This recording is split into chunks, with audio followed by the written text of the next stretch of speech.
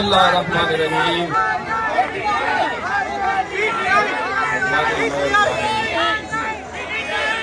वो बात होना है, बता जवाब दो। आई आई आई आई कौन बचाएगा पाकिस्तान? मेहरबानी। सिंध जा गैरतमंद बाशऊर साथियों, नौजवानों, बुजुर्गों, अस्सलाम वालेकुम। तुझो शैतान तो कौसर ते बदे बंद खुदा, मुझो फिरदौस बयाबान ऐं बर थी वेंदो। सिंध आ साह बिना साह न जी सघबो, मुंहिंजा महबूब सिवा तुंहिंजे गुज़र थी वेंदो। अॼु ही स्टेज ते वेठल सिंध जा हिलाली पुट, सिंध जे हिलाली पुटनि वटि, सिंध जे गैरतमंद पुटनि वटि, सिंध जे बाशऊर माण्हुनि वटि पंहिंजी सिंध अमर जो केस खणी आया आहिनि। त सिंध सां वॾी ज़्यादती थी रही आहे। सिंध खे सुकाइण जा मनसूबा बनाया विया आहिनि, सिंध खे बंजर करण जा मनसूबा बनाया विया आहिनि, ऐं उहो को ॿियो बि कोन थो करे। उहे पाण खे सिंध जा पुट सॾाइण वारा जेके चवनि था असां शहीदनि जा वारिस आहियूं, उन्हनि सिंध सां वेसाघाती कई आहे, सिंध जे माण्हुनि सां वेसाघाती कई आहे। ऐं ही जेको केनाल ठाहिण वारो मनसूबो आहे, इन्हनि उन ते साइन कई आहे। मां चवां थो ही पीपुल्स पार्टी जेका पूरे सिंध मां सुकड़जी, पाकिस्तान मां सुकड़जी इन सिंध में बची हुई, हाणे हिन केनाल वारे मनसूबे ते साइन करे इन्हनि पंहिंजे ताबूत में आख़िरी कोको ठोकियो आहे।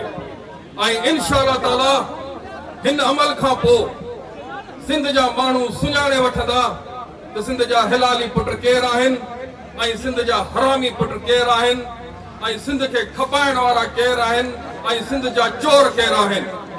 दोस्तो, हिकु त हिननि हुकूमतुनि खे आइनी ऐं कानूनी अहिड़ो को बि जवाज़ न आहे त को अहिड़ा एक्ट पास कनि, अहिड़ियूं तरमीमूं आणनि या अहिड़ा कानून पास कनि।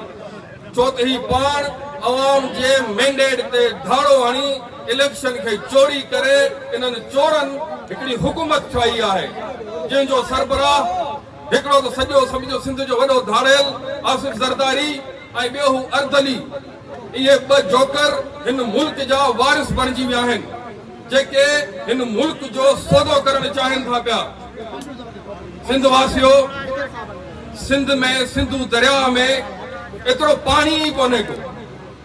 अॻे ई जेको असां 1991 जो मुआहिदो कयो आहे, उन मुआहिदे तहत सिंध खे पंहिंजे हिसे जो पाणी कोन थो मिले, जंहिंजे नतीजे में 25 लख एकड़ साली पट्टी, खट्टो, सिजावल, बदीन जी उहा जेको आहे सो गैराबाद थी वई आहे ऐं समुंड मुसलसल उन ज़मीन खे पाईंदो थो वञे।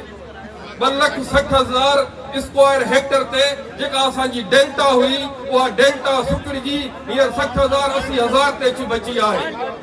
हींअर सिंध खे जेको 48.76% जेको हिसे जो पाणी सिंध खे मिलणो हुयो, उहो अॼु ताईं सिंध खे न मिली सघियो आहे।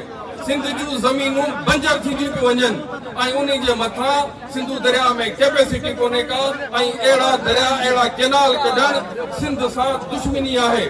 ऐं असां जेसीं ताईं सिंध जा बाशऊर गैरतमंद माण्हू पंहिंजी धरती जी हिफ़ाज़त करण वारा हूंदा, अहिड़ो को बि एक्ट, अहिड़ो को बि कानून पास करण न ॾींदा। ऐं अगरि तूं न मुड़े, इंशाअल्लाह ताला तूं अवामी समुंड ॾिसी करे, पूरी सिंध में अवाम जी बेचैनी ॾिसी करे तूं इन एक्ट खां पास अची वेंदे, बाज़ अची वेंदे।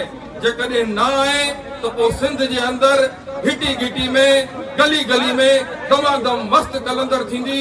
सिंध जे माण्हुनि जे हथ में कादर हूंदा ऐं पीपुल्स पार्टी वारा इहे भॼंदे नज़र ईंदा। इंशाअल्लाह पाकिस्तान जिंदाबाद।